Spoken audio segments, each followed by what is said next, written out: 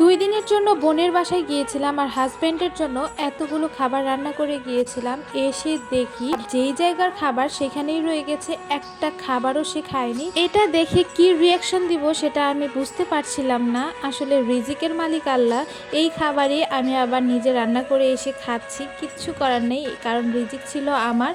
আসসালামু আলাইকুম, কেমন আছেন সবাই? আলহামদুলিল্লাহ, আমি তো অনেক ভালো আছি। আজকে ছোট্ট একটা ব্লগ শেয়ার করব বোনের বাসায় একটা দিন। আর আমার খাবারগুলো যে আমি রেখে গিয়েছিলাম হাজব্যান্ডের জন্য, সেগুলো এসে আবার দেখি সেম জায়গায় রয়ে গিয়েছে। তো রান্না করেছিলাম কিছু মুরগি, ডিম, এগুলো রান্না করলে সে কিছুটা খাবার খায়, যার কারণে আমি এগুলাই রান্না করে গিয়েছিলাম। তো খুব সুন্দরভাবে আমি ছোটো ছোটো বাটিতে করে রেখে গিয়েছিলাম।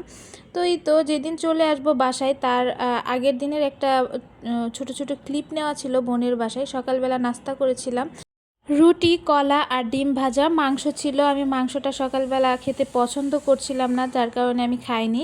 তো আমার মনে হলো যে আজকে চাটা আমি বানাই।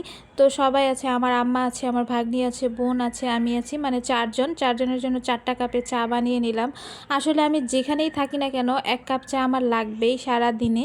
তো এখন যদিও কিছুটা কমিয়ে দিয়েছি, তারপরেও আজকে কেন জানি মনে হলো ওয়েদারটাও ঠান্ডা ঠান্ডা আর চাটা খেতে খুব ভালো লাগবে। তো আমরা তো সবাই চিনি দিয়ে খাবো, আর আমার বোন খাবে মধু দিয়ে, ও একটু ডায়েটে আছে যার কারণে। তো এই তো আমার তো চাতে চিনি না হলে একদমই চলে না। আমি যত রকম টাইটেই থাকি না কেন, চিনি ছাড়া চা আমার কাছে একদমই মজা লাগে না। তো সবার জন্য চা বানিয়ে নিলাম। এখন ড্রয়িং রুমে বসে টিভি দেখবো আর চা খাবো সবাই মিলে। তারপর বেশ কিছুক্ষণ রেস্ট করে দুপুরের খাবারে চলে এসেছি একদম ফ্রেশ হয়ে। আর এখানে তো তেমন কোনো কাজ নেই, শুধু বসে থাকা আর মোবাইল টিপা। তো এখানে খাবার টাইমে আমি চলে এসেছি, আর এখানে ছিল মুরগির মাংসের একটা ঝাল কারি। এটা খেতে এত বেশি মজা হয়েছিল। তো পাশাপাশি আমি শুটকির একটা আইটেম করতে বলি এখানে আসলেই। মাছ মাংস আমার একদমই ভালো লাগে না। তো এখানে ঢেঁড়স আলু দিয়ে একটা শুটকির, বাঁশপাতা শুটকি দিয়ে একটা তরকারি রান্না করা হয়েছিল। এটা অনেক বেশি মজা ছিল, আমি এটা দিয়েই অনেকটুকু খাবার খেয়ে নিয়েছিলাম। তো বিকালবেলা মনে হলো যে একটু আমের ভর্তা খাই। এই আমগুলো অনেক বেশি মজা ছিল।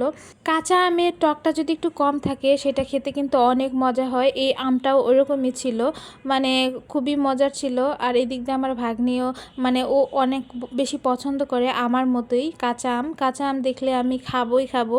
তো এটা এখন ভর্তা করা হবে, আমি আর আমার ভাগ্নি খাবো মূলত।